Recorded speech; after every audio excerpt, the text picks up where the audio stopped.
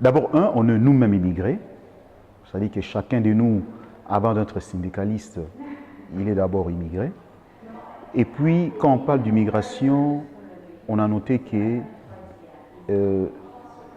c'est un secteur où beaucoup de gens sont vulnérables. Et on a remarqué pendant des décennies aussi que les immigrés qui venaient en Italie, dans la conjoncture actuelle des crises du travail, et beaucoup se sont plongés dans le secteur agricole parce que c'était un secteur un peu abandonné à eux-mêmes où il n'y avait pas de loi, pratiquement il n'y avait pas de contrôle. Donc c'est comme un jungle où les gens se retrouvaient en faisant de travailleurs dans des entreprises agricoles où leurs droits sociaux n'étaient même pas respectés. Ce sont des gens peut-être qui n'étaient pas en possession de permis de séjour. Ce sont des gens immigrés qui ne comprenaient pas la langue parce que là, pour travailler dans le secteur agricole, il ne faut pas des grands diplômes, hein, c'est-à-dire que ce sont des travails manuels et c'était plus facile que les immigrés se regroupent et se retrouvent dans ce secteur-là. Et au fil des années, on a remarqué aussi que les entreprises agricoles ont commencé à les exploiter, à le mal payer, à le faire travailler très dur, 8-10 heures par jour, et le payer moins cher. Donc, nous, en tant que syndicalistes, on s'est dit, pourquoi pas? D'abord, on se reflète, hein, parce que ce sont des gens qui sont semblables à moi. Ce sont des immigrés, ce sont des gens qui viennent de l'Afrique, surtout de la partie occidentale de l'Afrique. Et ça, c'est un élément fondamental, quoi. Il faut être d'abord activiste et en plus de ça, être aussi quelqu'un qui lutte pour le droit. Et nous, en faisant du syndicalisme, on lutte pour le droit. Mais le syndicat, c'est quoi? C'est pas une multinationale, le syndicat. Le syndicat, c'est un groupe, c'est une association de gens, de travailleurs, et qui luttent pour le droit des travailleurs. Des gens, on les considérait non seulement comme immigrés, mais on les considère d'abord comme des travailleurs. Et il n'y a pas un travail gratuit. Nous, on dit souvent, travail égal, salaire égal.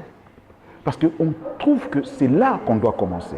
C'est-à-dire que vous n'êtes pas les damnés de la terre. Vous n'êtes pas le malchancé de la terre. Vous êtes d'abord des êtres humains. Et en tant qu'être humain, vous avez le droit. Les droits d'un logement, les droits d'un salaire minimum, les droits sanitaires pour vous soigner. Vous avez le droit de vivre comme tout le monde, d'avoir une famille comme tout le monde. Et ça, ce n'est pas facile. Alors, on a commencé comme syndicat d'abord à les éduquer à la revendication, à la mobilisation. L'union syndicale de base, c'est un syndicat qui est né à travers une autre syndicat qui existait déjà, qu'on appelait RDB. Avant, ça s'appelait comme ça, RDB. Et après, il y a eu la transformation, parce que ces syndicats RDB, c'était aussi un syndicat fort, qui était né déjà à partir d'un autre syndicat qui existait déjà aussi à l'époque, qu'on appelait SDL. Et ces syndicats étaient divisés, ils ont créé un peu, les autres ont créé le SICOBAS, les COBAS, et nous sommes devenus RDB. Et de là, en 2003, si je ne me trompe pas, on a changé de nom, on a trouvé que le nom Union, c'était important pour nous parce que l'union, ça représentait un peu l'agrégation, ça représentait un peu tout le monde, et on a changé de nom, et on est devenu Union syndicale de base. Ce n'est pas un petit syndicat, ce n'est pas un grand syndicat au même moment, mais c'est un syndicat qui est représentatif, qui est dans différents secteurs, ici en Italie, dans l'industrie. Maintenant, on a commencé avec les travailleurs agricoles, nous sommes aussi dans la logistique. Comme vous savez, à Piacenza, même là-bas aussi, nos délégués vivent la répression parce qu'un de nos syndicalistes a été tué, Abdel Salam. Je crois que tout le monde connaît un peu l'histoire de ces syndicalistes. Et on est quand même représenté, on est quand même bien représenté, même dans le travail public, dans la société civile. Il y a aussi à Agence de l'Intrate, à l'IMS, on est quand même représentatif.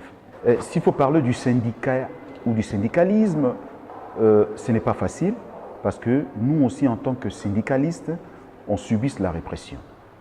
On subit la répression.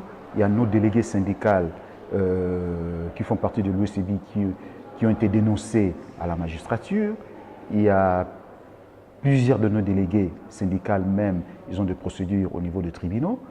Il y a, comme vous le savez, on a perdu des syndicalistes à Fodja qui ont été tués. Donc il y a quand même la répression.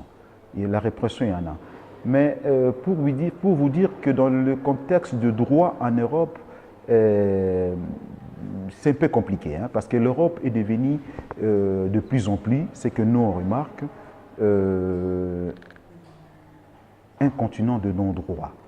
C'est-à-dire que nous on vous dit ce que vous allez faire. Ou vous respectez, ou vous êtes dehors. C'est un peu, en quelque sorte, c'est ça. Mais nous, au-delà de ça, qu'est-ce qu'on peut dire? On reste en regardant où on doit continuer à parler, où on doit continuer à lutter. Hein? Parce que parler de droit, c'est toujours un peu délicat, hein? Parce que c'est toujours délicat. Et surtout l'Europe actuelle où on voit la montée du populisme, la montée du racisme, hein? Parce qu'il y a la crise et alors la faute c'est aux immigrés. Disons, ils essayent de faire ce que nous on dit en Italie la guerre de pauvres.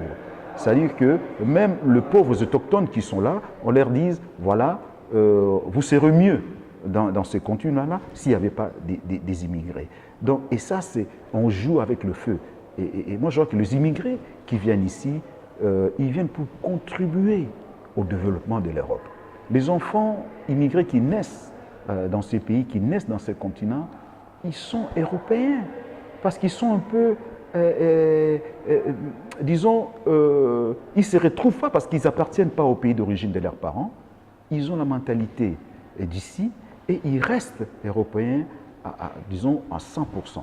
Donc, l'Europe commence peu à peu à perdre ses valeurs parce que l'Europe c'est représenté comme la civilisation, la démocratie, le pays de droits de l'homme, mais actuellement, on ne voit pas ces droits de l'homme. L'Europe essaie de parler de droits de l'homme quand il s'agit de la Chili. L'Europe essaie de parler de droits de l'homme quand il s'agit du Venezuela. L'Europe essaie de parler de droits de l'homme quand il s'agit de la Chine. L'Europe essaie de parler de droits de l'homme quand il s'agit de l'Afrique.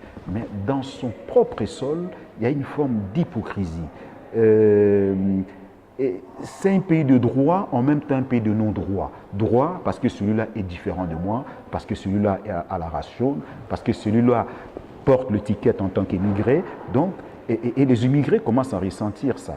Mais nous, dans tout ça, en tant que syndicat, en tant que syndicaliste, on ne peut pas se dire, ah voilà, on reste là, on croise les doigts et on doit abandonner tous. Et je crois que nous, on dit toujours, être syndicaliste, ce n'est pas un travail, c'est une mission.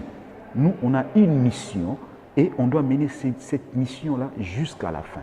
Et on doit lutter pour donner le droit aux immigrants, droit aux travailleurs. Et ça, c'est important.